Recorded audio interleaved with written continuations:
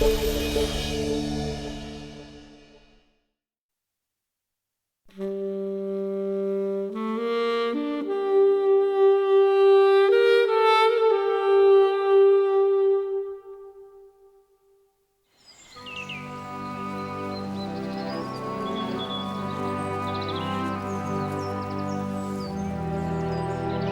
the men of the city did as Jezebel had sent unto them, and as it was written in the letters she had sent unto them.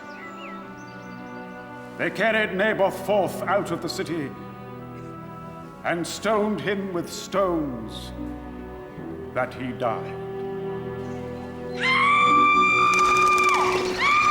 And it came to pass that Jezebel said to Ahab, Arise, take possession of the vineyard of Naboth, which he refused to give to thee for money, for Naboth is not alive, but dead. Our reading today was the story of Jezebel, whose name has come to stand for the wickedness of women. The painted Jezebel of 2 Kings chapter 9, a woman who was shallow and profane.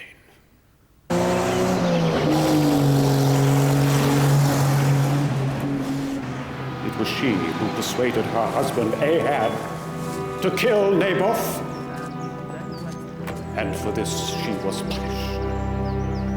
And of Jezebel also spoke the Lord, saying, The dog shall eat Jezebel by the wall of Jezreel. She had sold herself to work evil in the sight of the Lord, and the punishment was death. This is the God of the Old Testament, wrathful, unforgiving. We may find this at odds with our understanding of Christianity. But for the Jezebels of this world, death is the price that must be paid. The body of Alice Corrigan was discovered at the site known as Blackridge Woods at exactly 10:15 a.m. by Miss Jane Martindale, who was on a cycling holiday in the area and who made a note of the time. It was her opinion that the woman had been dead only a short while, a view shared by the police surgeon who examined the body where it had been found at 11:30. We have several witnesses who have attested that the dead woman's fiancé, Mr. Edward Deverell, was on the train from London, and this didn't arrive until 10:20. This inquest therefore returns a verdict of murder by person or persons unknown.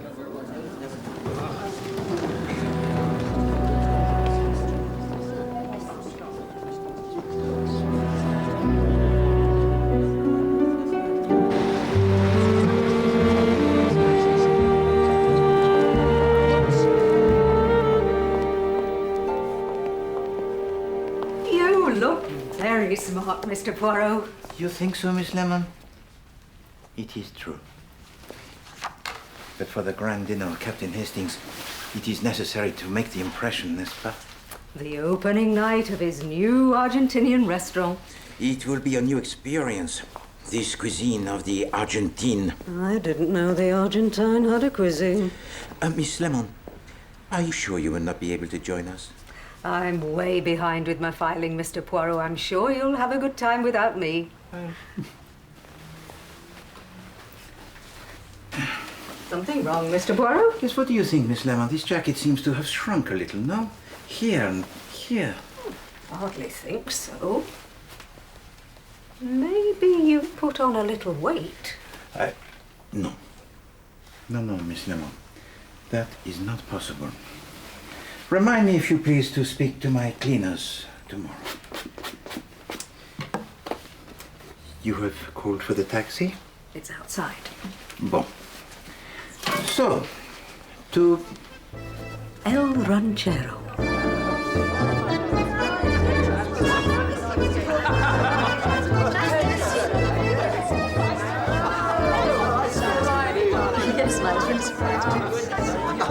chin, darling. Very kind of you to invite me, Captain Hastings. On the contrary, Chief Inspector, it's very good of you to come. This is a new venture for me, and to be honest, I need all the reassurance I can get. You have invested a great deal of your capital in this restaurant, Hastings? A fair amount, yes.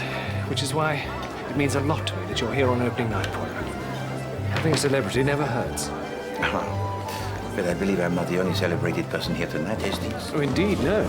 You see that girl there? That's Arlena Stewart. Ah, the actress. Yes, stunning, isn't she? That's just the sort of glamour a place like this needs. And the man who is with her, Hastings? Kenneth Marshall. He's her husband.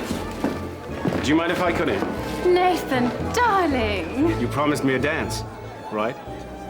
You don't mind, do you? Well, as a matter of fact, Oh, don't be such a stick in the mud, Kenneth. Nathan's about to go back to America. I won't be able to see him for months. Well, if you insist, darling. Order me some champagne. Elena, we need to talk. What about? I want the money. She is indeed most beautiful, Hastings. But for a woman to treat her husband in such a way and in public... If looks could kill, eh? Your brain never stops working, does it, Poirot? Well,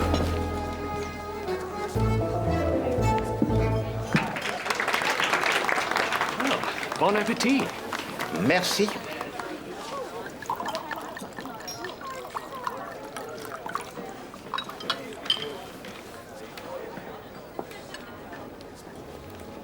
Mais c'est délicieux.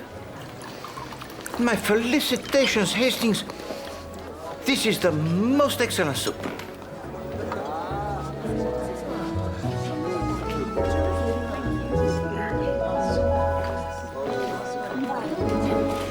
Are you familiar with Argentinian wine, Chief Inspector? No, I can't say I am, Captain Hastings. No, I wasn't until I went out. An acquired taste, but actually I think he travels all the world, don't you? It is a little warm, n'est-ce pas? Oh, I'm all right. Have another glass of wine. Merci. Chief Inspector. Thank you.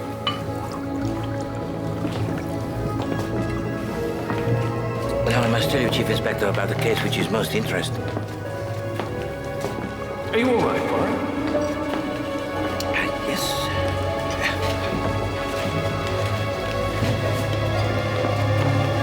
No, Poirot! Someone! Call an ambulance! Captain Hastings, Chief Inspector, is he all right? Yes, he's fine. He's resting now. Is it serious? Put it this way, Miss Lemon. It's not going to be very easy breaking it to Poirot.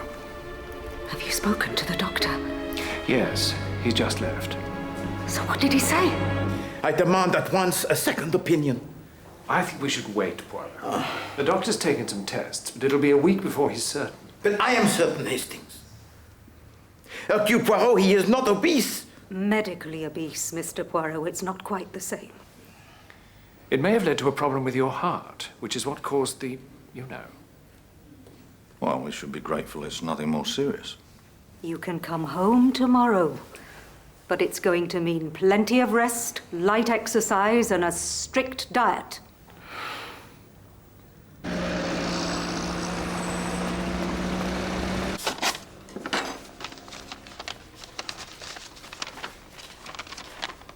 Hoping you'll soon be back on your feet. Oh. From everyone at the Forensic Department, Scotland Yard. Oh, here's one from the Belgian ambassador. It seems that the whole of London knows what has occurred, Hastings. Oh, not more mail, Miss Lemon. This is from the doctor.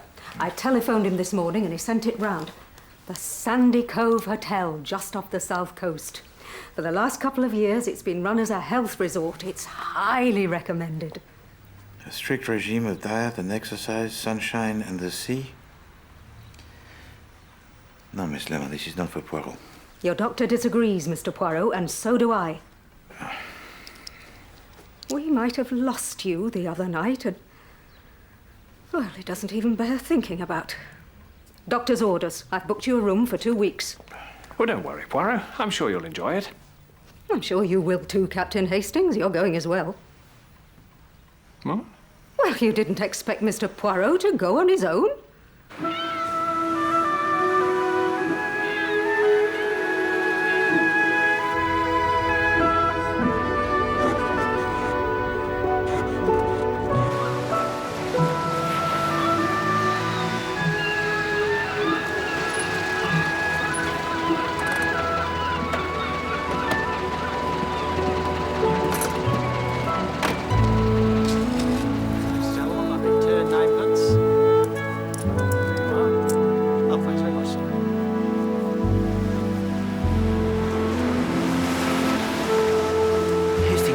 It is on an island.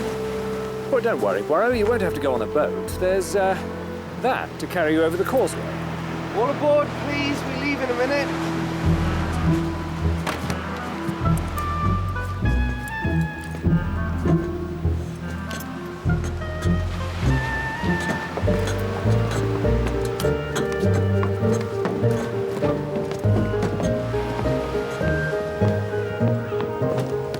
Hello.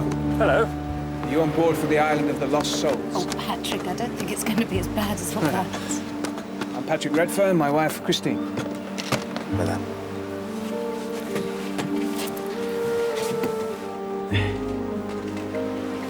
Hercule Poirot. This is my associate, Captain Hastings. How do you do? Hercule Poirot, the famous detective. Well, that will certainly liven things up.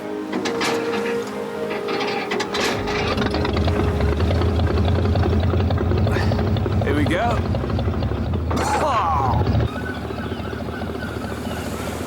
You're not here on business, Mr. Poirot. No, I come on the recommendation of my doctor. We all need a rest from time to time. Nothing like a bit of sun and sea air. I have to be careful of the sun. I burn up in a minute.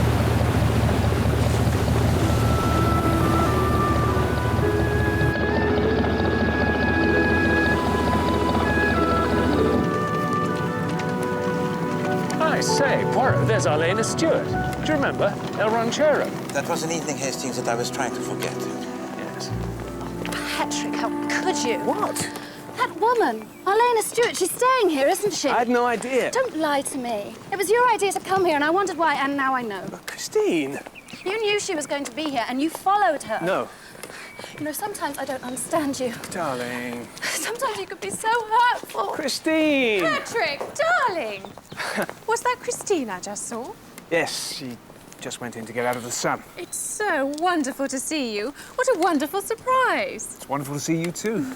Oh, Mr. Poirot, this is an old friend of mine. Well, new friend, I should say, Arlena Stewart. Madame. We met at a cocktail party. And it was love at first sight. How long are you staying? A week. Thank goodness. This place is nice enough, but it's a rather stuffy crowd. Arlena, you're late for tennis. Actually, Kenneth, I'm not playing. Look who's just turned up. Redfern, How are you, Marshal? you did say you'd play.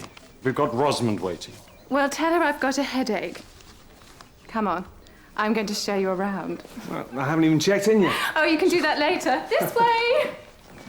Why do you let her treat you that way? Lionel. I hate her. I wish you'd never married her.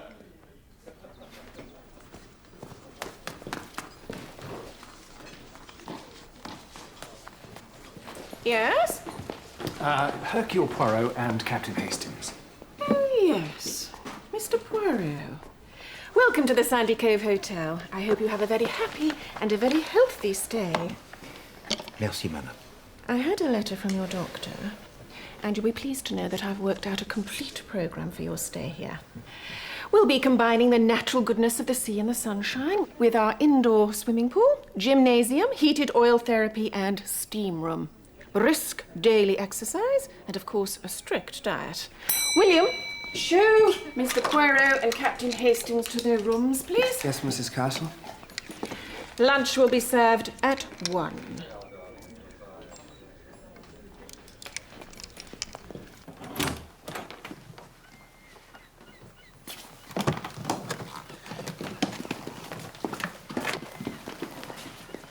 You have a sea view, sir. Most of the rooms have a sea view. It comes with being on an island. That is evident, yes. If you need anything, there's shops on the mainland, a library, post office, and a decent restaurant. And if you get peckish or anything, you can always ask me to run over. Right, sir? Thank you.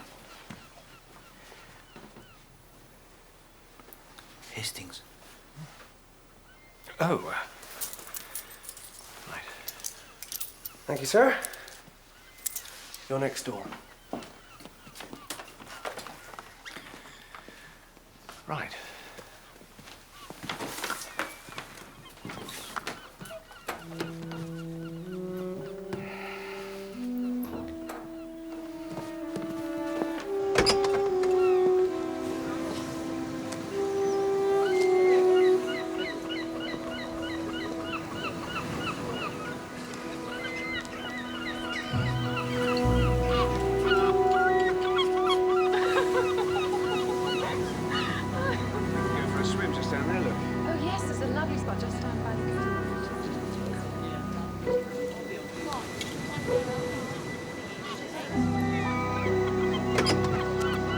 I say, what a splendid view. Yes, indeed, Hastings. It is of great interest. How are you feeling, Poirot? Not too tired after the journey? Hastings, I am recovered. I am not the invalid. There's no need to act like the mother chicken. Hen. Thank you, Hastings. Ça va? Absolutely.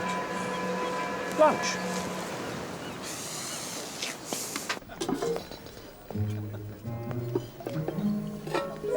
Thank you.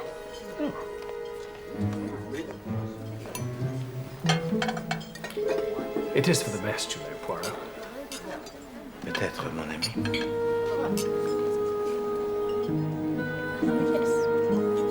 Your health. Here's to yours.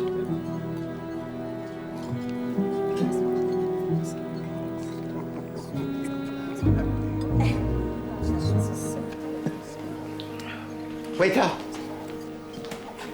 Could you please tell me what it is in my glass? Nettle water, sir. Mrs. Castle swears by it. Monsieur Poirot.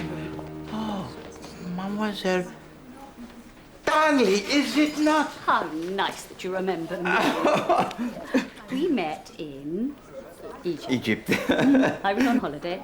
You were solving a murder. Comme toujours, mademoiselle. Oh, pardon. You have not met my associate, Captain Hastings. How do you do? Hastings, this is Mademoiselle Darnley, a dressmaker of the most renowned. Oh. Would you please to join us, mademoiselle? I'd be delighted. Thanks. Merci. I see they've got you on punishment rations. You are here also for the health, mademoiselle? Partly. Also, I decided to catch up with an old friend, Kenneth Marshall. Have you met him? We've seen him. He and I were what you might call childhood sweethearts. Long, long time ago. Now we're just good friends. He suggested I come down. You know his wife? His first wife? Linda. Sweet girl. She died a few years ago of typhoid. Very sad. I'm afraid I'm not so close to our Lena. Thank you. The second, Madame Marshall. I'm sorry? No, pardon. You were speaking of Madame Hélène Marshall. Yes. Well, what can I say? She treats him dreadfully. And she's up to her eyes in scandal. I mean, that business with Erskine for a start. This is a name I do not know. Sir Roger Erskine. Elderly. Unattached. Very, very rich. He was following her around town like a puppy and then suddenly dropped dead. Left her his entire fortune. So Madame Marshall is a woman of wealth in her own right. Yeah. Maybe that's why Kenneth married her. But I tell you this, Mr. Poirot. That woman's trouble. You wait and see.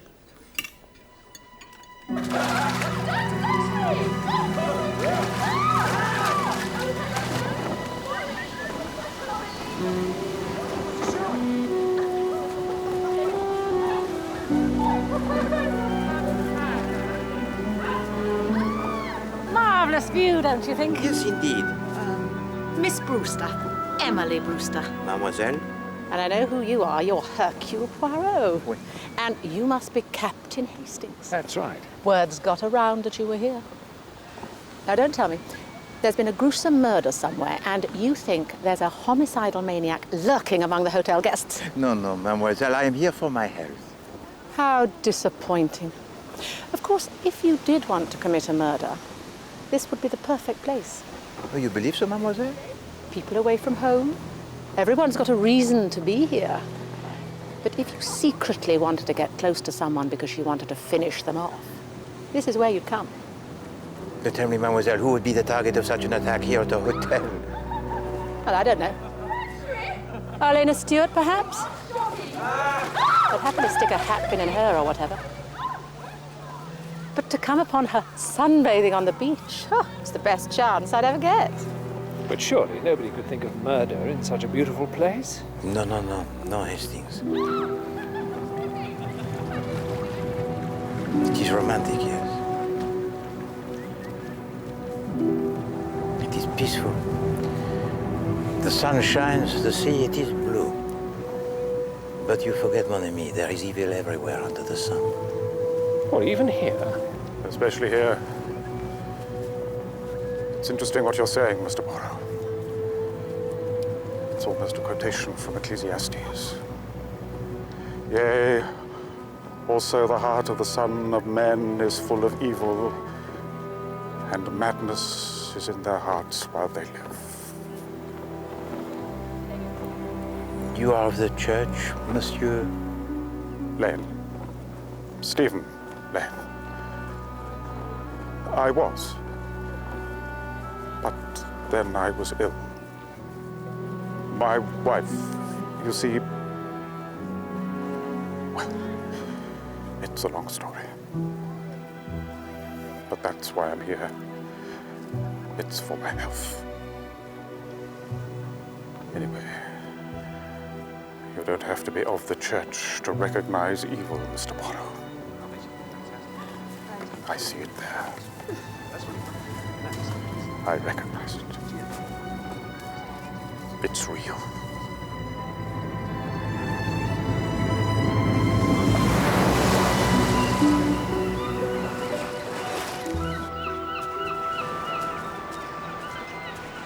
Ah, this must be that ladder down to Pixie Cove.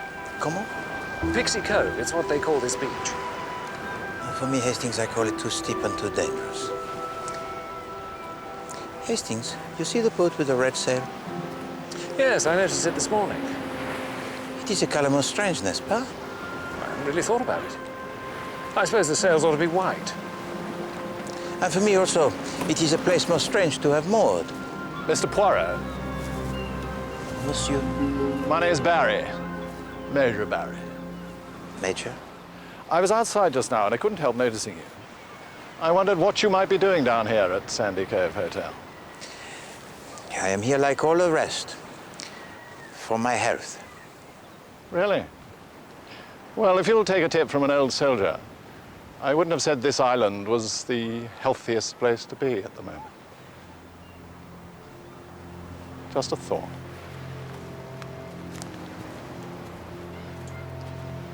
How very odd. I have a great fear, Hastings. What do you mean? Of the major who gives the warning, the vicar who speaks of evil, the husband who watches as his wife deceives him. The solving of the murder is all too often the work of Poirot, mon ami. This time, the murder, it is something which I must try to prevent.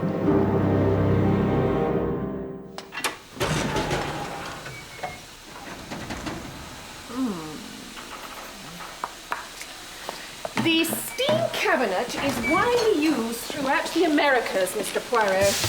It purifies the skin, and it is also recommended as an aid to respiration and the circulation of the blood. Well, for me, it is a new experience, madame. I'm sure you'll enjoy it. Come, there's nothing to be afraid of. What do you say, Mr. Blatt? Come along now.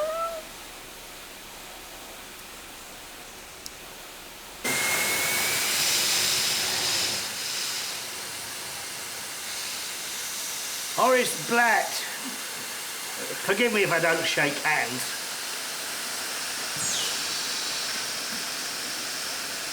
Hercule Poirot. The famous sleuth, eh? You down here on a job? No. It doesn't look like it. Nice place, eh?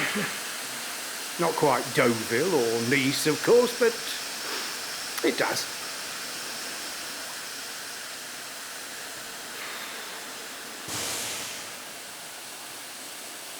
You on holiday? I spent quite a bit of time here. Sailing. Best fun in the world, if you ask me. You've probably seen me bobbing around. Oh, yes. You have the boat with a red sail. That's me. I use the hotel as a base, and it's convenient for my business. And what business is that, Monsieur Black? Oh, bit of this, bit of that. So, you're Hercule Poirot, eh? Strange thing is, I thought you were dead.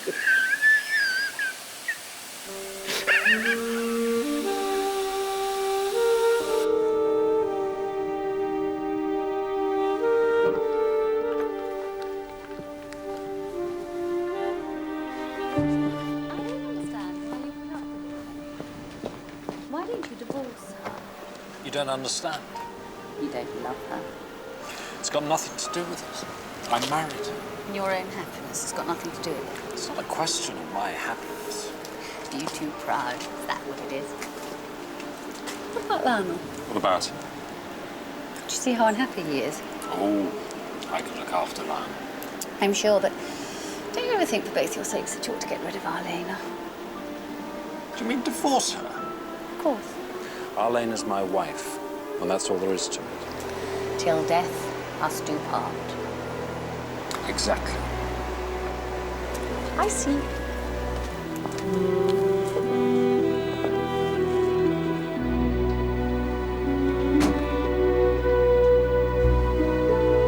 Just try it. If you don't like it, you can have something else. Ah, there you are, Poirot. What can I get you? Oh, Hastings, thank you. That is most kind of you. A little crème de cassis. Crème de cassis. I'm very sorry, sir. Not for you. Comment? No alcohol, sir. Mrs. Castle's orders? Oh, bad luck, Mr. Poirot. There'll be dinner in a minute. Not that that's anything to write home about. Do come and sit over here, Mr. Poirot. Merci, Mademoiselle Brewster. So, you've had a busy day.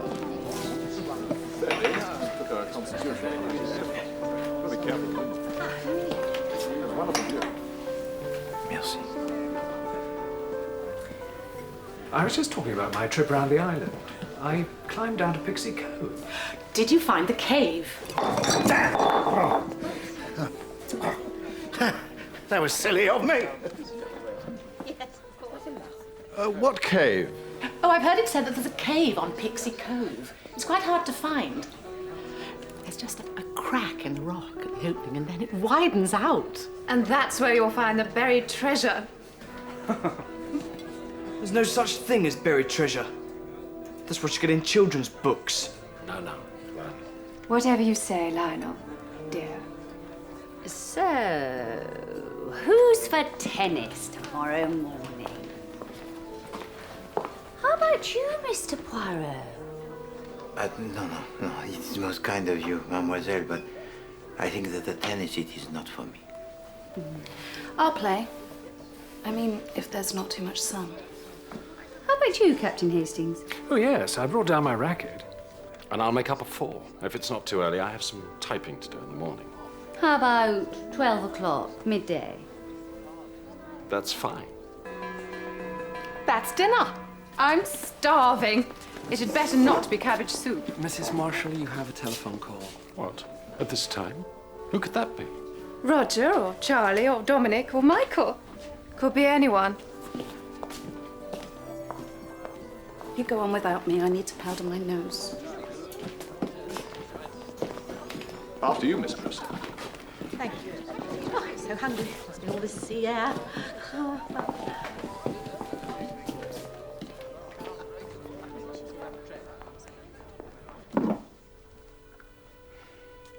Hello? Oh, hello. Yes. Well, it's a little bit difficult. Yes, of course.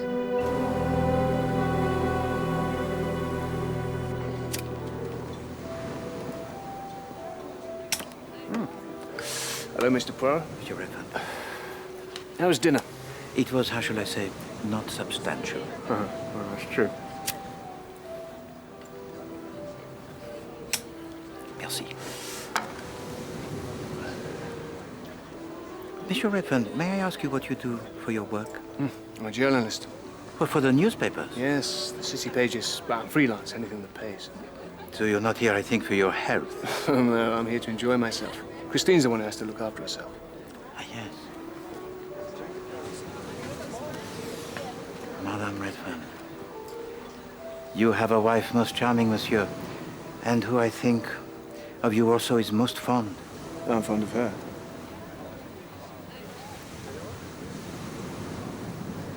I'm glad to hear it. Mr. Poirot, are you trying to tell me something? Only this, Monsieur Redfern. I wonder why, if it is necessary for you to conduct an affair here on this island with Elena Stewart, you choose to do it before the very eyes of your wife. What? Well, who have you been talking to, Mr. Poirot? No, Miss Darnley or that Bible-bashing vicar? And just because a woman's good-looking, everyone has to come down on her like a sack of coals. Monsieur Redfern, I try only to prevent occurring events of which I have great fear. Well, maybe you should just mind your own damn business.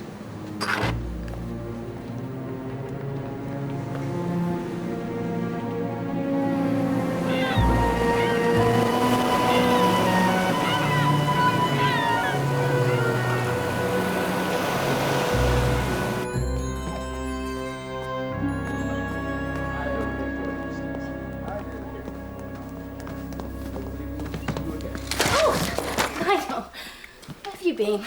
I went to the mainland, to the library. So I see. I was thinking of going over to Gold Cove to do some sketching before tennis. Why don't you come with me? Well, you can have a swim. Come on, you don't want to be skulking in reading all day. All right. I'll meet you here in an hour from now, 10:30.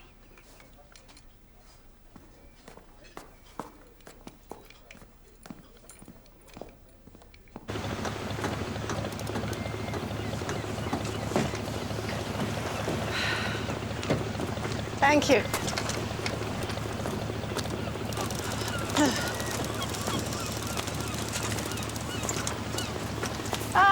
Good morning. Did you have a good ride? Fine, thank you.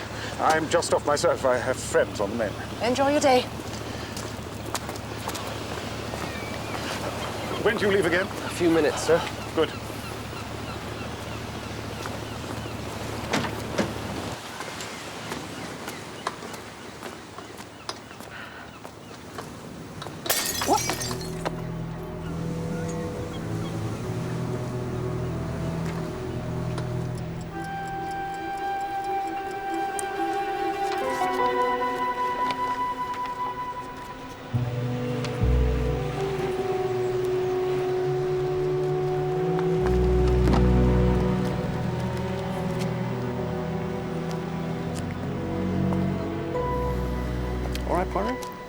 Thank you, Hastings. Is that not the boat of Monsieur Black? I think so. It is strange, n'est-ce pas? Today he has the boat with a white sail. Yes. So, how are you feeling, Poirot? Do you refer to my health, Hastings, or to my feelings concerning the events on this island to which I am confined? Well, both, really. I'm going to have to phone Miss Lemon today. She wanted a daily report. You may tell to her that I am not sure. Madame Stewart, do you depart for a trip on the sea? Mr. Poirot, Captain Hastings, hello! Yes, I thought I'd take a cruise round to Pixie Cove. But please, don't tell anyone that. Madame? Well, everyone here just has to follow me around. And for once, I want to be alone.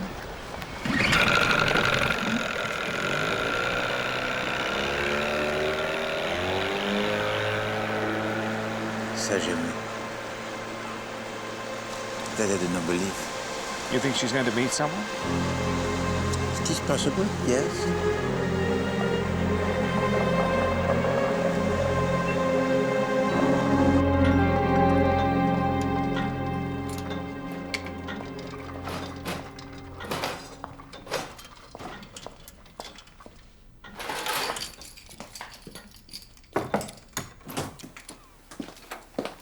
Oh, excuse me, sir. Oh, do you mind coming back later? I have some important work to do. Leave the door open. It's a bit stuffy in here.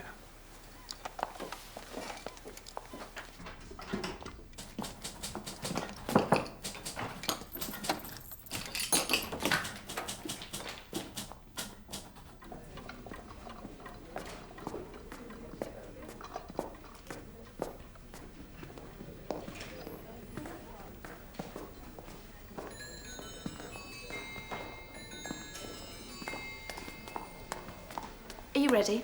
Yes. Let's go then.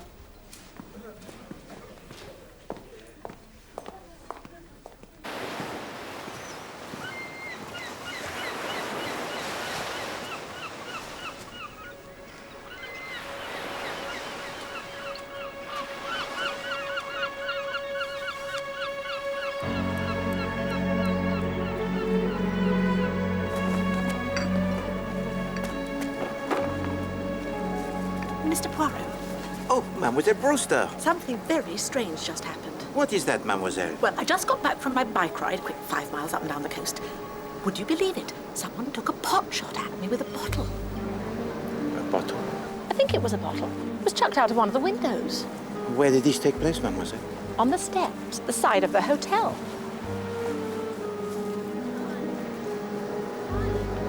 $11:15. I better get changed. Comment? Well, I'm playing tennis at 12.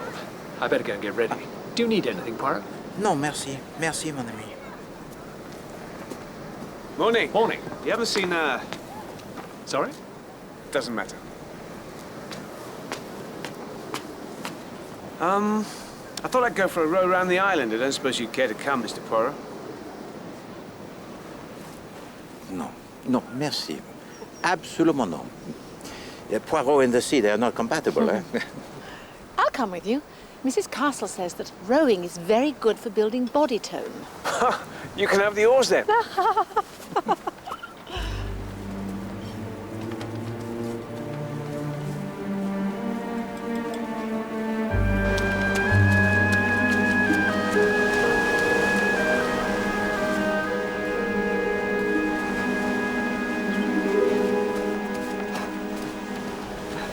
How is it? It's warm. Should come in.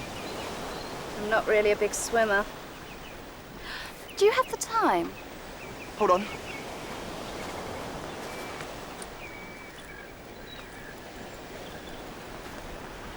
It's 1:45. Didn't you say you had tennis at 12? Oh, I'm gonna have to run and get changed. Will you be all right on your own? I'll be fine, Mrs. Redfern.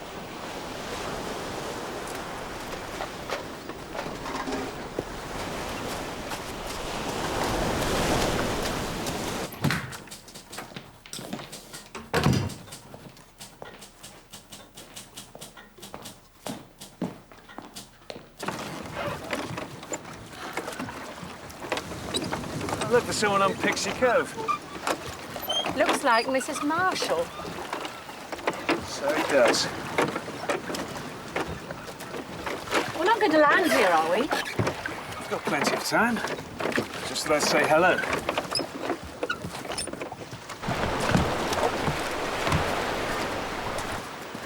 Elena! She's asleep. I don't know. Elena! Elena! You right?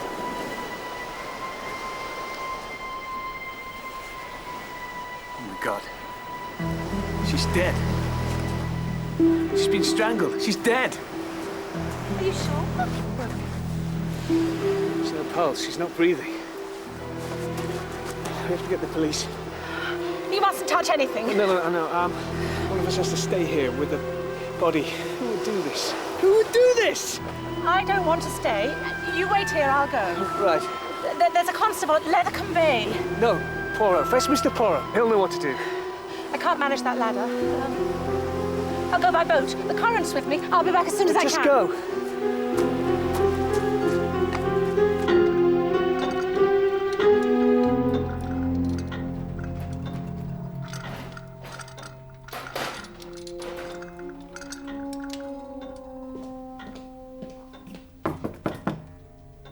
Mr. Marshall?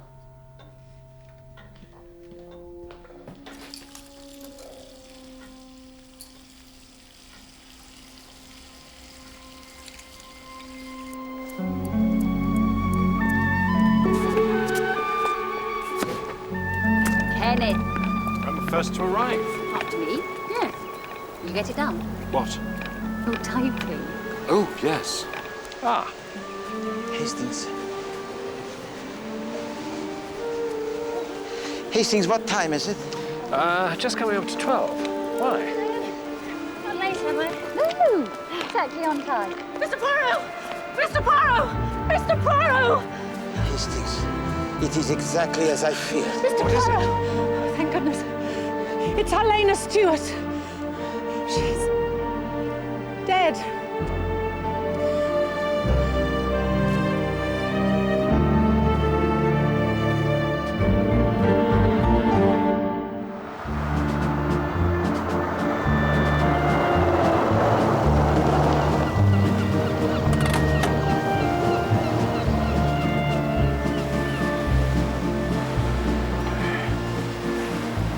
Right, where's the body? It's over there, sir. Right, where's the boat?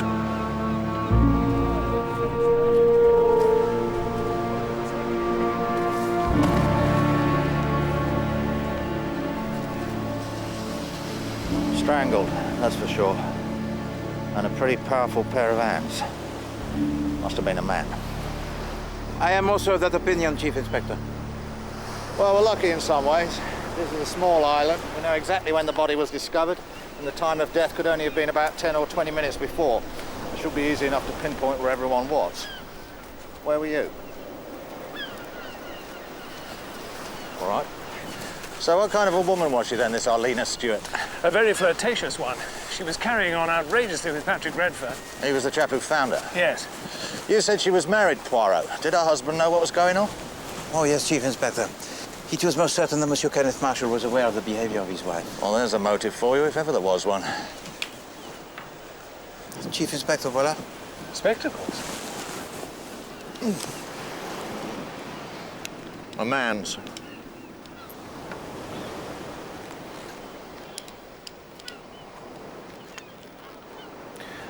Or perhaps of a boy. I'm sorry. There's nothing I can do. The hotel's closed. The whole island's closed. You're going to have to leave. But we've only just arrived. What's going on here, Sergeant? These two men came over here on that tractor thing, sir. They say they're bird watchers. We're regular visitors. You have no right to stop us. We have every right, sir. I'm pursuing a murder investigation, and nobody enters or leaves this island until I say so. But we Take them have... back to the mainland, Sergeant. Yes, sir. Come on.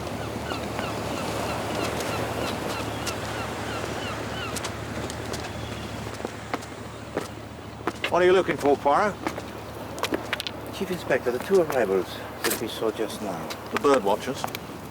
Yes. Did you notice something about them that was strange? No. I did. They had no binoculars. Très bien, Hastings. You begin at last to the... Voila.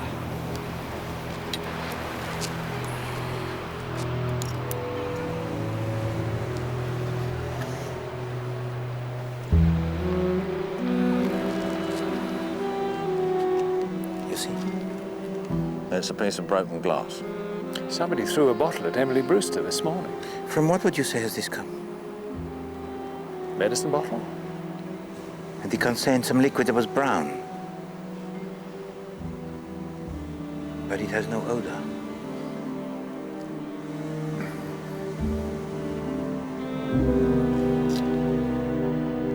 I'm so shocked. I don't know what to say. Helena...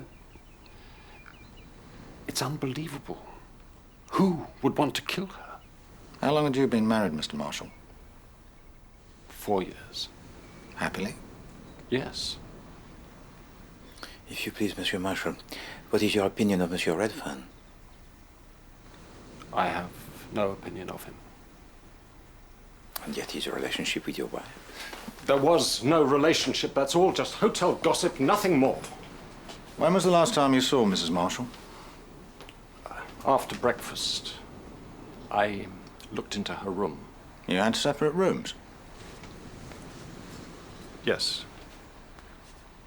It was about 10 o'clock. She said she was going down to the beach. Oh, that's right. We met her just after 10. And what of your movements, Monsieur Marshall? I had some letters to write. I stayed up here typing till midday. Then I went down to play tennis. And that was when I heard the news. One final question, if you please, Monsieur Marshall. Do you recognize these?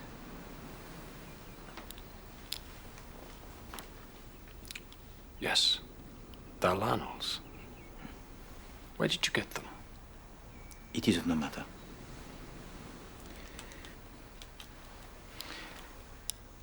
Could you please show us to the room of your wife?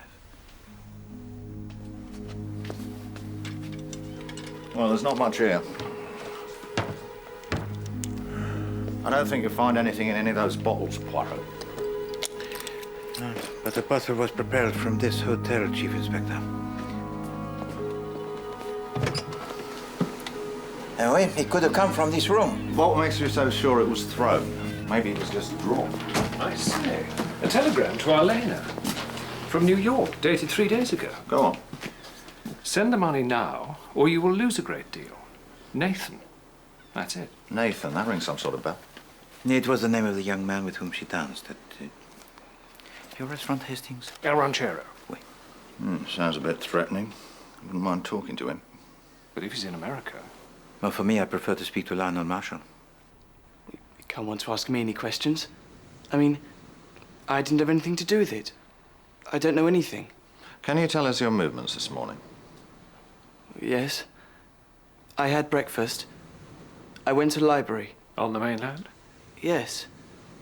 I'm revising for my exams. Chemistry. When I came back, I bumped into Mrs. Redfern. Well, she saw the book, so she can vouch for me. Go on. She invited me to go swim with her at Gull Cove. I swam until exactly 11:45. How can you be so sure of the time? She asked me and I looked at my watch. I had another swim and went back to the hotel. Well, there was a program on the wireless and I thought I was going to miss it. But actually, it was only 12:10 when I arrived. Monsieur Lionel, this is not easy for you, I know, but if you please, could you describe your feelings for your stepmother? She was all right. You can think of no one who would wish to kill her? Any help you can give us, Lionel? Well, only Mrs. Redfern. I mean, oh, you only had to look at the way her husband was all over Elena. I bet she'd have wanted to kill her. Not that she had it in her. You mean she isn't violent? Yes. Is that all? Can I go now? Oh, no. One last question, if you please. I believe that these are yours? Yes. They're my old spectacles. But your old spectacles? Yes, I had to have a new prescription, but I keep those for emergencies. Where did you find them? Oh, no. It is no matter. Thank you very much. You may go now.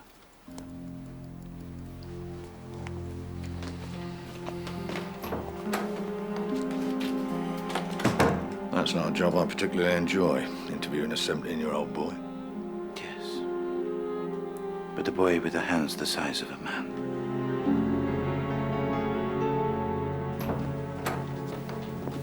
Oh, excusez-moi, mademoiselle. Yes, sir. You are aware, you know, that we are investigating the murder this morning of Elena Stewart. Yes, sir. It's a terrible business. I still can't believe it. And you are responsible for the cleaning of the rooms this morning, between 10 and 12 o'clock? Yes, sir. Mademoiselle, could you tell to us whether you heard or saw anything out of the usual? Not really, sir. There was no one around. Apart from Mr. Marshall, he was in his room. Did you see him? I did see him about 10:15. That's when I went in to make the beds. I didn't see him again after that. So he could have left the room? No, sir, I heard him. He was typing. Mademoiselle, have you observed in any of the rooms a bottle which is now missing or which contains perhaps something strange? Well, Mrs. Marshall has perfume bottles. And Mr. Lane. The vicar? His bathroom's full of bottles. Could you show to us this bathroom?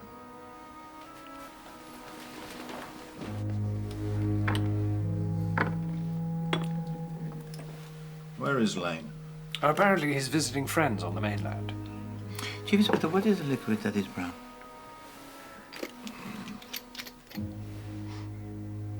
Morphine. Is there anything else, sir? No, merci, mademoiselle. Unless there was something that you observed that was unexplained or curious, something that was different from the other days. Not that I can think of. Actually, there was one thing. But it can't be important, though. No, go on. Well, just before 12, I thought I heard someone run in a bath. And it did strike me as odd. Someone having a bath at that time. Whose bath was it? I couldn't tell you, sir. Somewhere on this floor. But it could have been anywhere. If the bath was run just before 12, that's 20 minutes after the body was discovered. Exactly, my Hastings. It is strange, n'est-ce pas? Broken bottles, running baths. Trouble with you, Poirot, is you always have to make everything so complicated.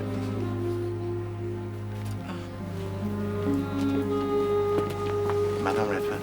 Oh, Mr. Poirot, I was waiting for you. I suppose you want to know my movements this morning.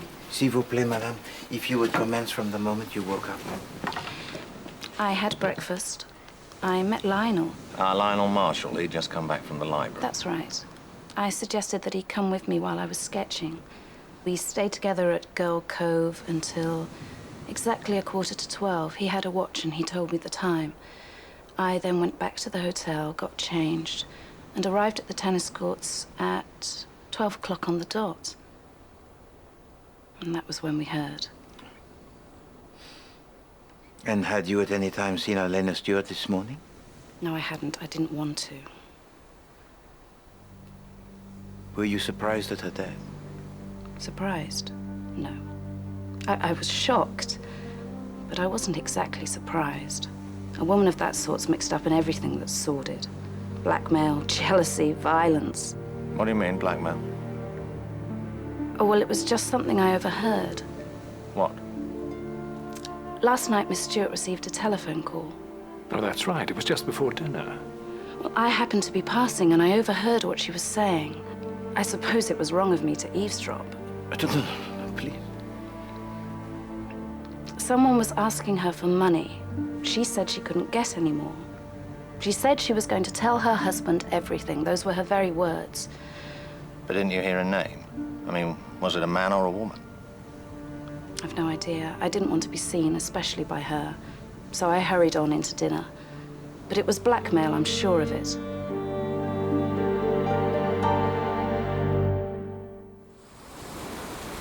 Blackmail? That must tie in with the telegram you found. Nathan, the man in New York.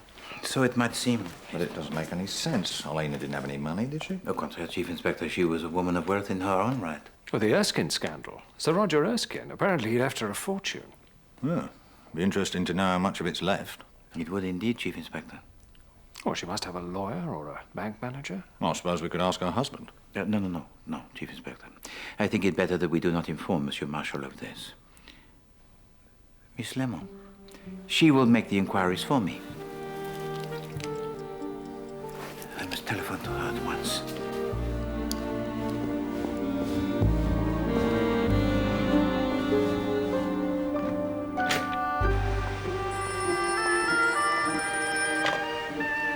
Yes, Mr. Poirot, I'm still here. How are you? Oh, Oh, Mr. Poirot, it wasn't meant to be a busman's holiday. Very well. Right. I'll get on to it first thing tomorrow. In normal circumstances, Miss Lemon, the information you're requesting would be considered confidential. I quite understand, Mr. Applegood. However, I have to say that the bank was already gravely concerned about Mrs. Marshall. And given the circumstances of her death, and the fact that Mr. Poirot was involved, 6 weeks ago, Mrs. Marshall came to my office and instructed me to withdraw a very large sum of money from her account. The money was to be paid in bearer bonds. Did she say what the money was for? I'm afraid not. I did try to elicit from her what her intentions were, but she said it was her own private business, and I felt unable to press her further. How did she seem, Mr. Applegood? Was she nervous or afraid? Neither. She was determined. That would be the best word to describe her. I don't suppose you can tell me how much of her money was involved. I don't see that it makes any difference now. We're talking all of it. Just about her entire fortune.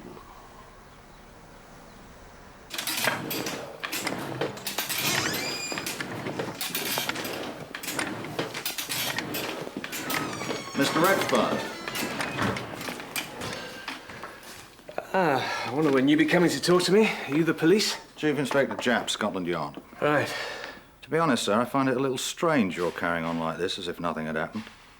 What else am I meant to do? The whole thing's so bloody horrible. You're forgetting I was the one who found her. Just trying to put it out of my mind. Mr. Redfern, did you anticipate to find yesterday Madame Marshall on the beach at Pixie Cove? No. As a matter of fact, I was looking for her when I met you on the terrace, but I didn't know where she'd gone. Why were you looking for her, sir? Well, it's not easy to explain. Au contraire, Monsieur Redfern. To explain, I think it is most simple. You were in love with Madame Marshall. But not in love. Infatuated. I hope you realize, sir, that this infatuation of yours could very well be the reason for Mrs. Marshall's death. What do you mean? Well, if her husband had caught wind of it. What? He'd have strangled her. Kenneth's not the sort. And what about your wife? Christine had nothing to do with it. If she was going to kill anyone, she probably would have killed me. And anyway, it's impossible. What makes you so sure of that, monsieur? Because I saw the body, that's why. And it had to be a man. I saw what had been done to her neck. It was a man's hands. You know it, and so do I. But I only want to go to the mainland for a couple of hours, just to clear my head. Oh, I'm sorry, ma'am. I'll take that from you. What? Mr. Poirot, is it really true that no one can leave the island? I'm afraid I'm keeping everyone here until I've completed my investigations. Mademoiselle Brewster, there is something that I do wish to ask you. Oh, yes? We spoke together of Elena Stewart the day before her body was discovered. Yes, I was wondering when you'd ask me about that. And you said? I'd be happy to stick a hat pin in her. I wasn't being serious. A year ago, I invested money in a play. She was starring. But after the first performance, she just walked out. So you lost your investment? All of it. Of course, I was annoyed, but it was a stupid thing to say. I really didn't mean it. An unfortunate coincidence. But I was nowhere near the beach when it happened. And Mr. Redfern was with me when we found her. It must have been a great shock to you to discover the body. It was horrible. At first, she didn't look dead. She just looked as if she was sunbathing. But then you moved more close? I saw it once. There was something unnatural about the way she was lying, her arms, and underneath her tan. She had a lovely tan before she even arrived here. There was a sort of paleness. The paleness of death. Yes. I'll never forget it. But you're Black? Is the tractor leaving? Because if it is, I'm going home now. I'm sorry, sir. No one is to leave the island. What? They've just told me the same. You can't stop me. I'll take my own boat if I have to. I wouldn't try that if I were you, sir. Mr. Blatt, I would be interested to know why it was your boat was anchored close to the beach at Pixie Cove the day before Elena Stewart died. It wasn't. We both saw it. Well, maybe I went for a swim. I don't remember where I was, really. I stopped and went for a swim. How long do you propose to keep us here? As long as it takes. I can't believe it. A second time. Why is it that when you're around, people seem to drop like flies? I met Mademoiselle Darnley when I was in Egypt. Mademoiselle, may I introduce the Chief Inspector Japp of Scotland Yard? How do you do? Let's get straight down to brass tacks, Chief Inspector. Please sit down. Merci, Mademoiselle. I expect you want to know my movements at the time of the crime. If you don't mind, Miss Darnley. I've written them down. I thought it would save time. Oh, thank you. Breakfast at 9, left the hotel at around past, walked over to Sunny Ledge, arriving about 9:45. Sunny Ledge? It's on top of the cliffs. You get a good view of Pixie Cove. You can see the whole beach, the cave, everything. And before you ask me, yes, I did see Arlena arrive in that boat of hers, but that's all I saw. You returned to the hotel at 10 to 12 and arrived at the tennis court 10 minutes later. Is that it? I'm afraid so. Mademoiselle Darnley, a moment ago you mentioned the view of the beach at Pixie Cove. You remarked that you could see the cave? Yes. It's quite hard to make out the entrance from there. It's concealed. But you can see it. Yes. So this cave, it does indeed exist? Miss Brewster mentioned it the other evening. Of course it exists.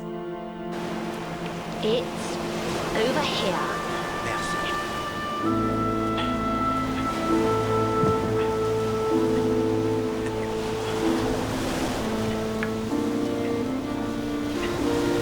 Oh, Hastings.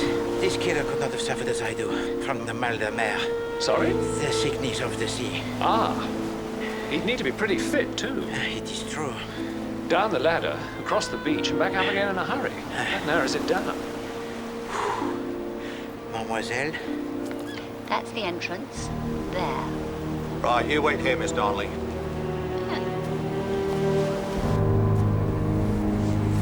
There's a cave, all right. Good Lord.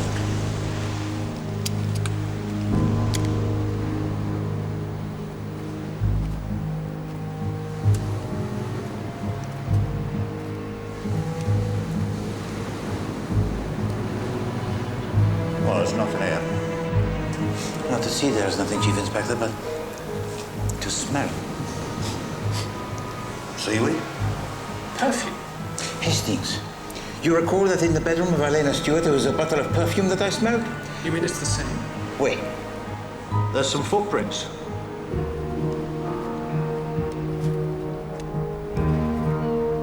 Flat. No heel. Canvas. Beach shoes or something. And to where do these footprints lead, Chief Inspector? Oh, it's a dead end. Wait a minute.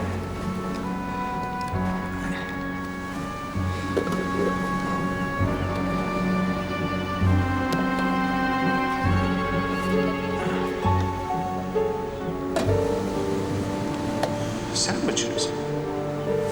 I do not think so.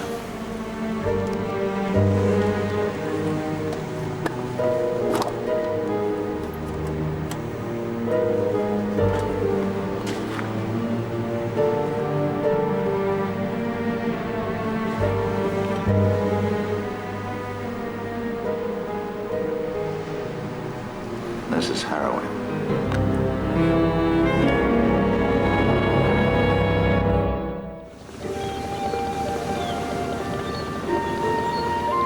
That changes everything, Poirot. Drugs, that's what's at the bottom of this. Perhaps, Chief Inspector. No doubt about it, if you ask me. Why are we going to the mainland, Poirot? What's so important to the case? It is not important, Hastings. It is vital.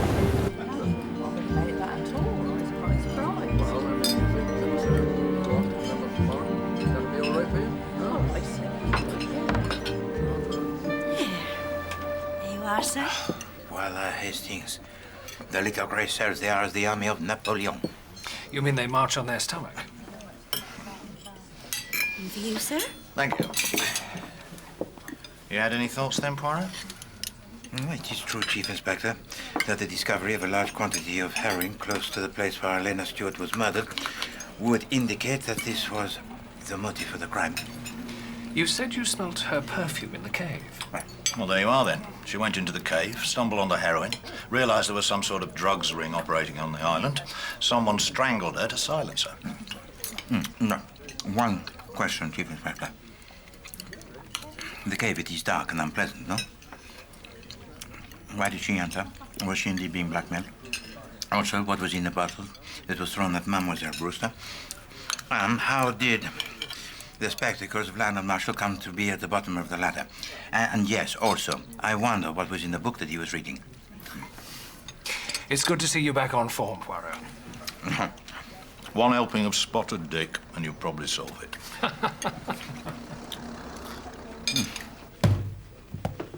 Lionel Marshall, a young man staying on the island. Let me have a look. He borrowed a book yesterday morning. Oh, yes. Of course, I remember now. I thought it was a rather strange choice, but he said it was for a homework project.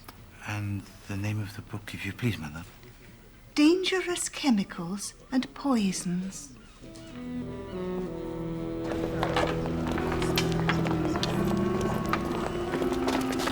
Oh, excuse me. Those two, what are they still doing here? Well, perhaps they're taking out a book on bird watching. It all begins to make sense. What, you mean Lionel Marshall? Well, there was obviously no love lost between him and his stepmother. You mean he was thinking of poisoning her? And in the end, he used his bare hands. Well, he's only 17. Hastings. Is that not Monsieur Lane?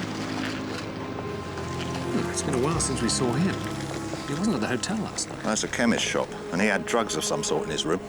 Allons. Monsieur Lane! Mr. Poirot. You have heard about the events on the island? Yes. Dreadful. They were talking about it in the shop. Perhaps you return now to the hotel? Yes. We'll come with you.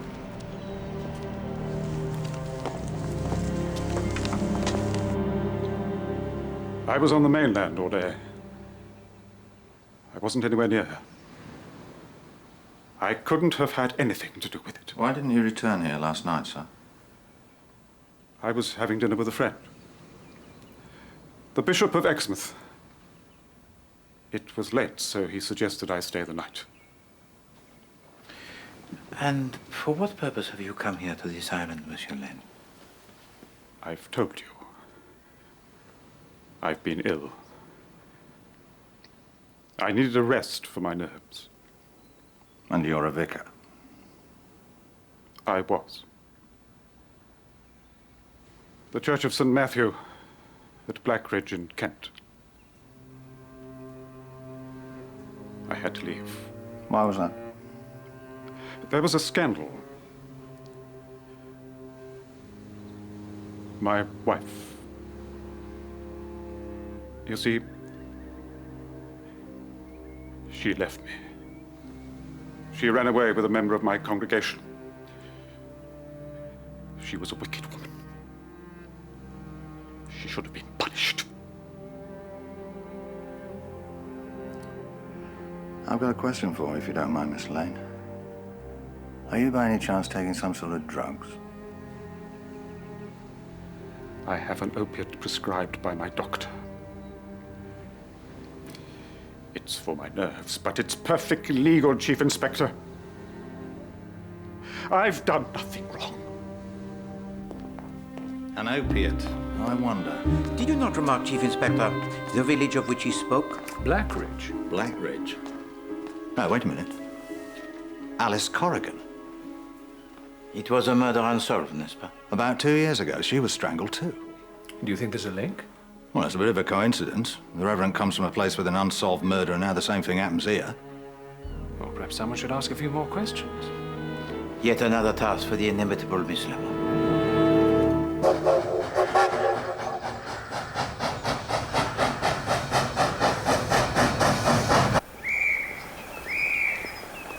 Thank you. Miss Lemon? Chief Inspector. Weston, Charles Weston. Do come this way.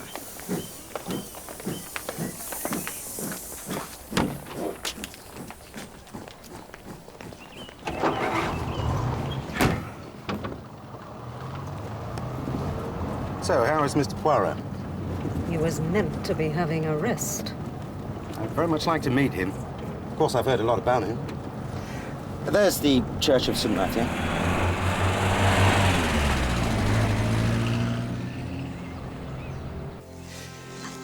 This is where the body was found. Strangled. Yes. She was found by a games mistress, Jane Martindale. She was cycling in the area. Must have rather spoiled her holiday. She reported it to us. What can you tell me about the dead girl? Alice Corrigan. She was 27, engaged to be married. She was a wealthy woman in her own right. We think that might have been the motive.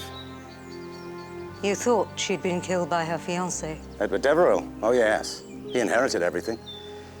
But the body was discovered at 10:15 in the middle of the morning church service, and he was on the London train at the time, non-stop to Blackridge. And we had a dozen witnesses who saw him get on and get off. It couldn't have been him. So it was never solved? And never will be, unless Mr. Poirot has some new light to shed on the matter. I think you can expect plenty of new light now Mr. Poirot is involved.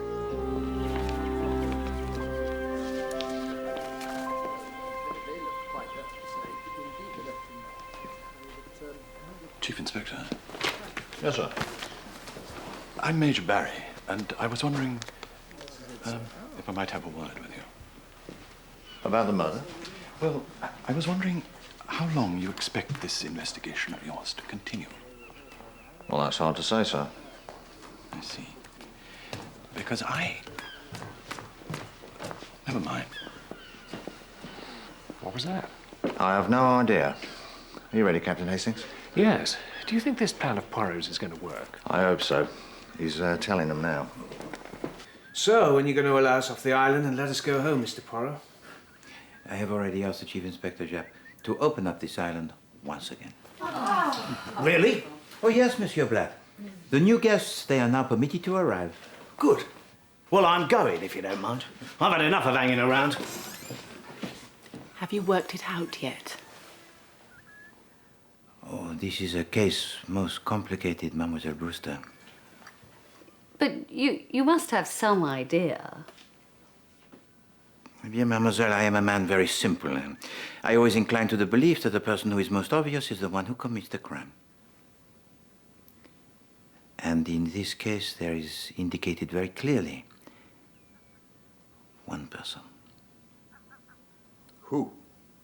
But there is what you might call the snag, eh? Because it seems impossible for this person to have committed the crime.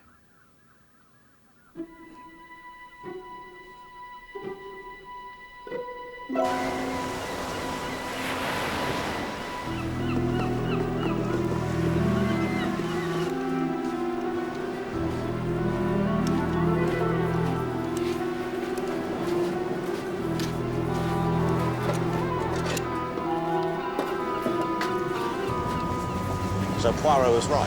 As usual. Come bird watching, have we? Don't think we'll find many birds nesting in there, will you? What do you want? We haven't done anything wrong, you know. I know. I suppose that depends on what's inside that box you've just taken.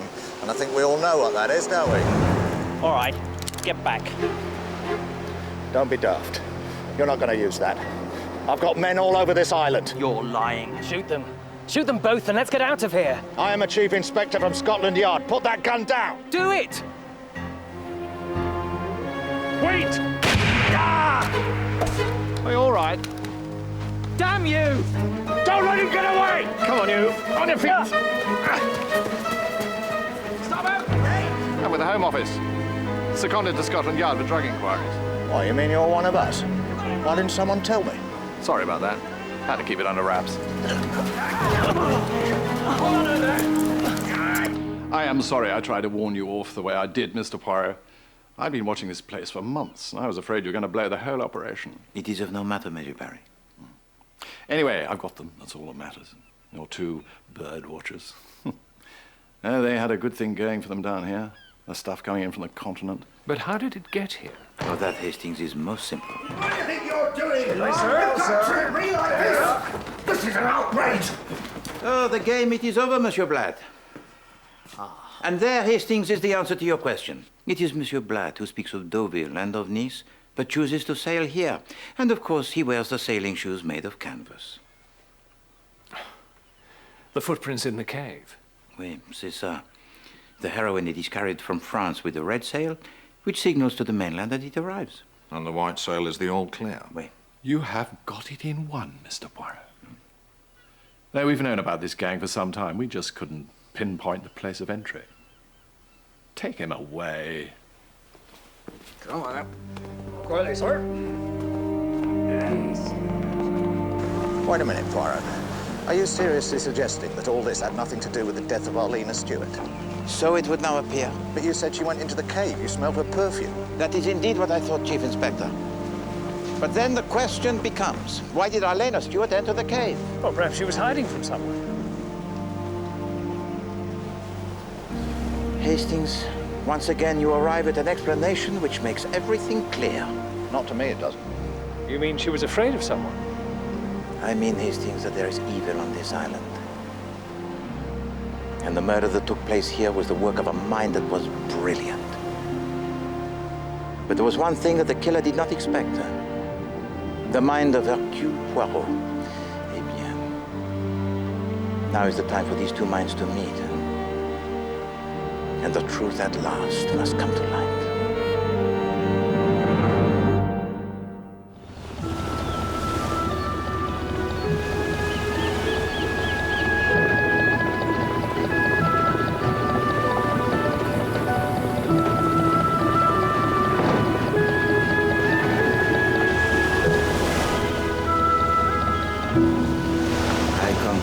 You, Miss Lemon. You have achieved a great success. So you think that the deaths of Arlena Stewart and this Alice Corrigan are definitely linked? Of that I am sure, Chief Inspector. Both women who were young, both strangled. One with a fiancé, the other a husband who could not have possibly committed the crime. Edward Deverell because he was on a train. Kenneth Marshall because he was typing letters in his room. Oui, c'est ça. Everyone's gathering in the dining room, Poirot. Bon. Oh, the time it has come. So, let us go. Mesdames et messieurs, we have all come here to this hotel for the reasons of health, exercise, for the holiday, and for murder. I myself was here on account of an illness, but it was not my body that was put to exercise, no. It was the little Gressels. How was this crime, so seemingly impossible, in fact committed? And who among us is responsible for the death of Arlena Stewart? Do you know? Oui, bien sûr, mademoiselle. Hercule Poirot, he knows all. La pauvre Arlena. To Monsieur Lane, as he watched her swimming on the beach, she was the focus of evil. Of evil under the sun. You don't have to be of the church to recognize evil, Mr. Poirot. I see it there. I recognize it. It's real. But, to my mind, the evil was connected with Arlena Stewart in a different way. I saw her first, last, and all of the time as a victim, eternal and predestined. You mean she was being blackmailed? Of that I am not so sure, Chief Inspector. But I heard her on the telephone. No, madame. You heard only one side of the conversation. Hastings, do you not recall the telegram that we discovered in the bedroom of Arlena Stewart? Yes, it was from someone called Nathan. I say, it's a telegram to Arlena from New York, dated 3 days ago. Go on. Send the money now, or you will lose a great deal. Nathan. To the Chief Inspector Japp, this man, Nathan, seemed to be threatening her, but to me he wrote simply a statement of fact. What do you mean? He was an American Chief Inspector speaking of a great deal, a great business deal. No, it is my belief that he wanted the money of Alena Stewart simply to invest. You mean he wasn't blackmailing her? We saw them once, Hastings. They were together dancing. Yeah, you do not dance with a man who threatens to destroy your life. I want the money. Nathan Lloyd. Monsieur Marshall? You're right. He's a New York stockbroker, although not a very reputable one. Oui, c'est ça. So this was simply a case of a man who was young, who was, how do you say, opportunistic, who saw Alena Stewart exactly for what she was. A target. And a very easy one. Or she'd inherited all that money from Sir Roger Erskine. And now it's all gone, every penny of it. That's what her bank manager told me. So you're saying she sent it all to this chap in New York? No, I say that this was the weakness in her that was fatal. That she was attracted always to men who took of her only the advantage. We were happy together. Monsieur Marshall, you are a man most gallant, n'est-ce pas? But for you, life with her must have been a torture. Also, I believe for your son. I didn't like her. I never made any secret of it. No, it was also your spectacles that were discovered beside the ladder at Pixie Cove. At the time of her death, you were alone. I was swimming with Mrs. Redfern. At 11:45, yes. We have only your word for it that was indeed the time. Madame Redfern could not see the watch. Suppose it was only 11:30, huh? That would have given you sufficient time. After she had departed for her tennis, to run to the ladder, climb down. No! Leave him alone, damn you. He's only a boy. And you, Monsieur Marshall, you have no alibi for the time that your wife was killed. I told you I was typing. You were heard to type, yes, but you were never seen.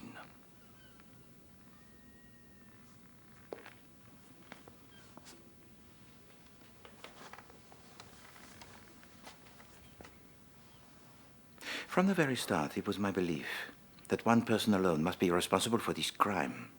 And each person here in this room wished the death of Alena Stewart. I didn't. Yes, you did. She was the person who stood between you and Monsieur Marshall. The son also, who studies poisons, wished to see his father set free. I never went near her. Mademoiselle Brewster lost a great deal of money because of her. And you, Madame Redfern, believed that you were in danger of losing your husband. Yes, but I didn't. I mean, I couldn't. I had no reason to kill her. Monsieur Lane. To you, she was a woman of evil, just as your wife. And you also wish to see her punished. No. So who was it then, Poirot?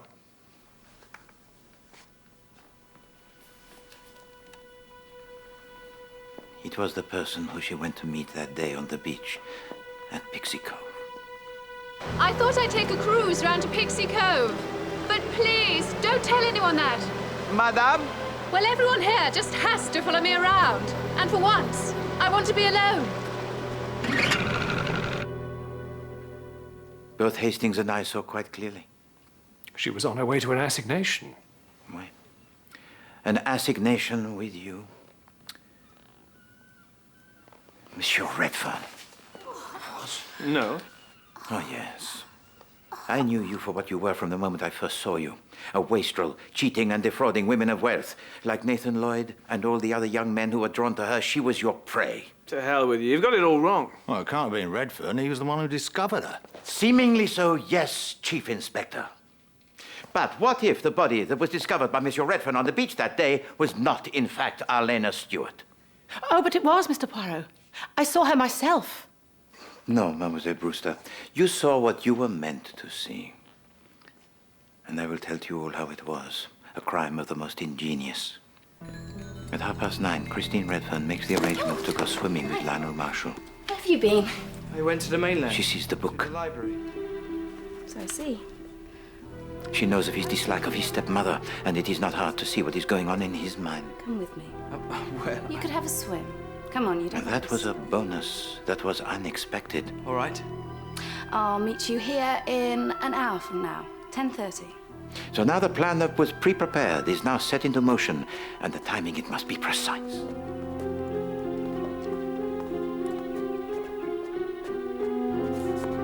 First, Madame Redfern returns to her room and applies to her skin that is pale some makeup which is dark. She will now appear to have the suntan. First, she must dispose of the evidence which will be lost in the undergrowth outside of the hotel.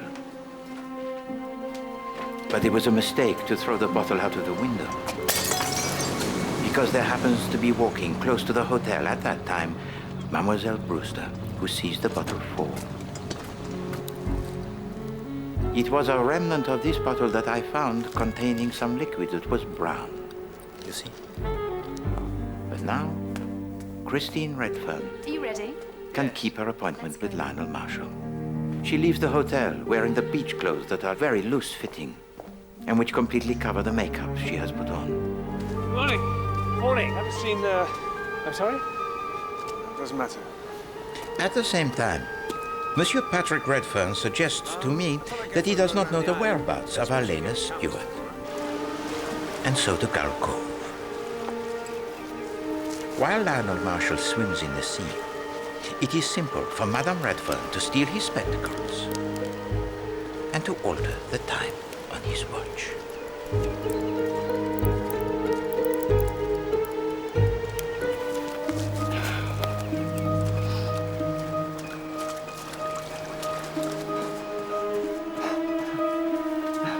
How is it? It's warm.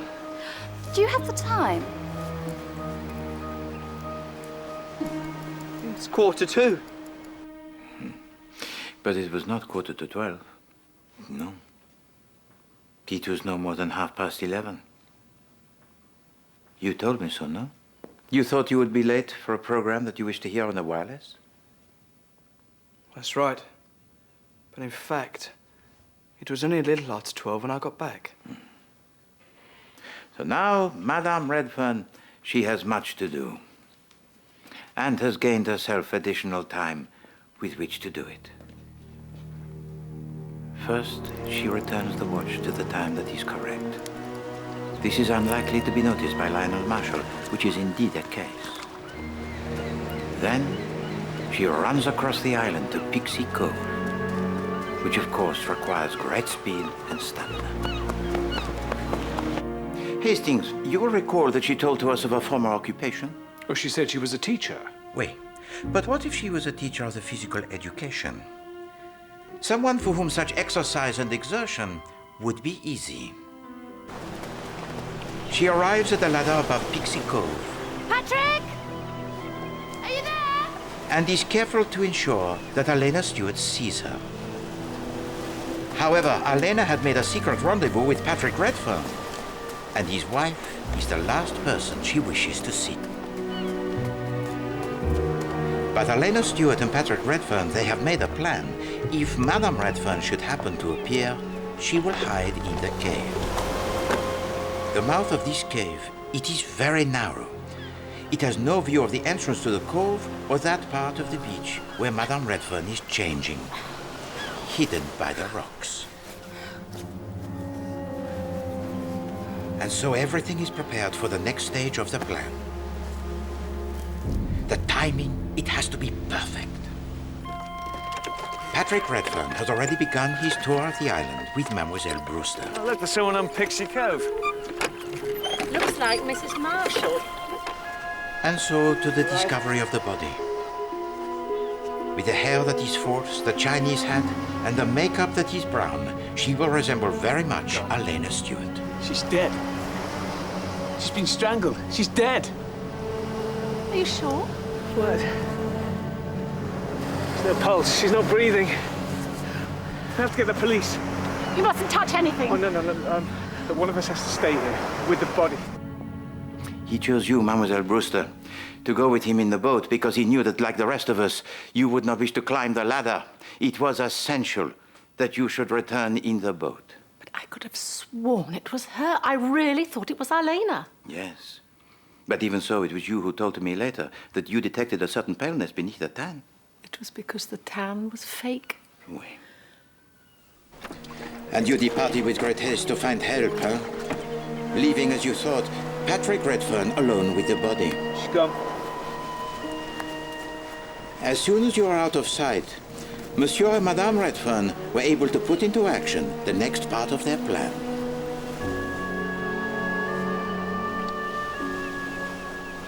Christine Redfern now returns to the ladder. She drops there the spectacles that she has stolen from Lionel Marshall.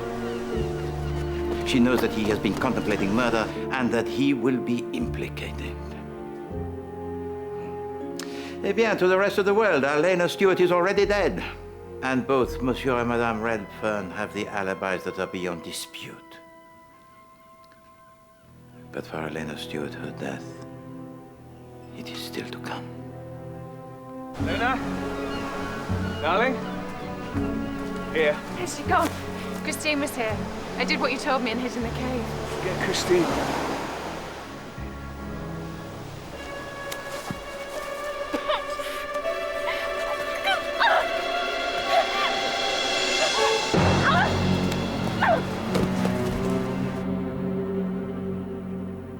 The beautiful Elena. She was an actress most accomplished, but a woman most susceptible. Men preyed on her for her money. Men like the American Monsieur Nathan Lloyd. But it was Monsieur Patrick Redfern who tempted her most of all. Who better to suggest a scheme of investment for her money than a journalist who worked on the city pages of the newspapers? And so she gives to him all of her money to invest. But of course there was no such scheme. And from that moment her fate, it was sealed. He takes the money, and then he kills her. Why, c'est ça, Chief Inspector. And from now, the rest, it is very simple. Christine Redfern returns to the hotel.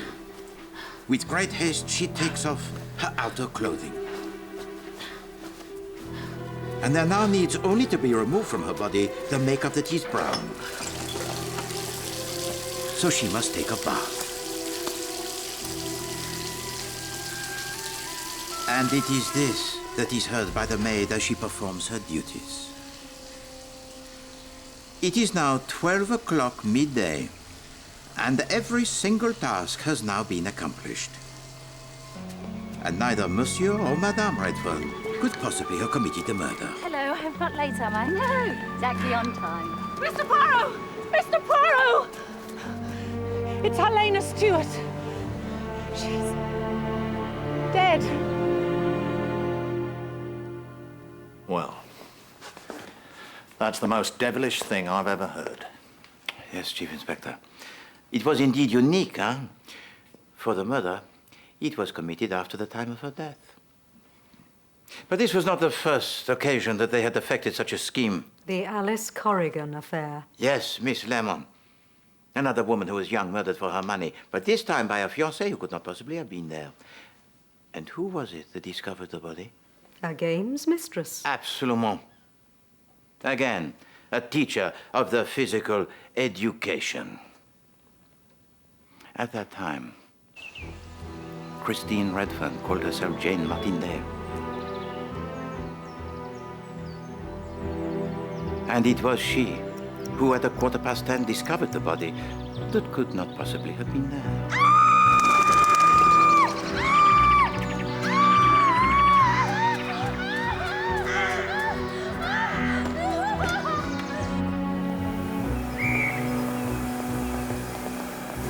The true killer, who called himself Edward Deverill, arrives on a London train at only 10:20 and hurries to a meeting that he has arranged with his fiancée. Again, the timing, it has been parfait.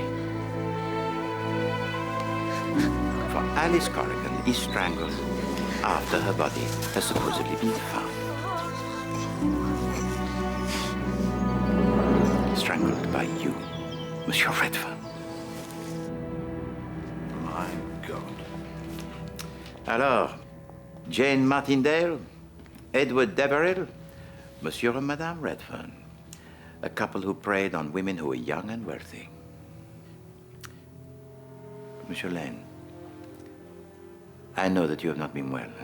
You have suffered from the nerves most bad. But perhaps the evil that you saw that day on the beach, it was the same evil that you glimpsed in the courtroom 2 years before. This inquest therefore returns a verdict of murder by person or persons unknown. Yes. He looks different now. But it was him. Très bien, Monsieur Poirot. Monsieur.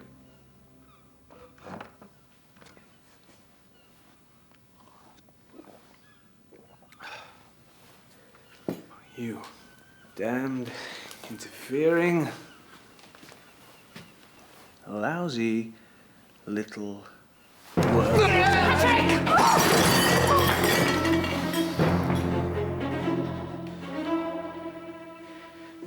The face of evil. It remains always the same.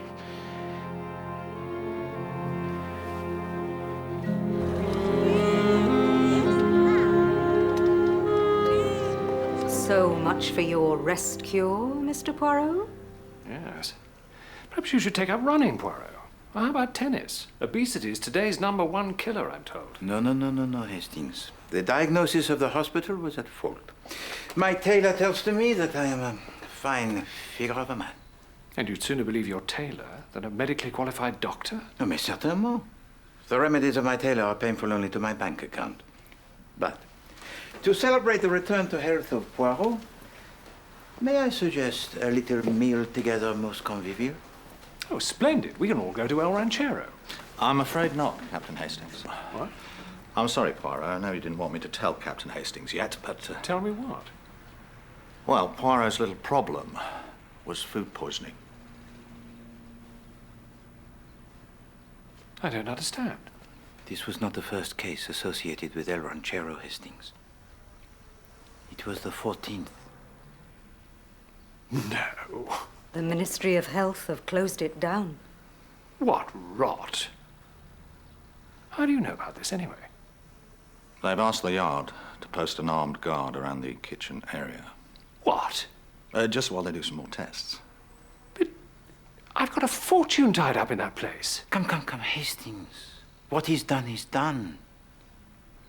And what is underdone is underdone. Oh. But to help you with your losses, I will treat us all to my favorite little Belgian bistro just around the corner. And I am pleased to say they have never been known to serve l'eau d'ortie. Load of what? L'eau d'ortie, Chief Inspector. The water of the nettle.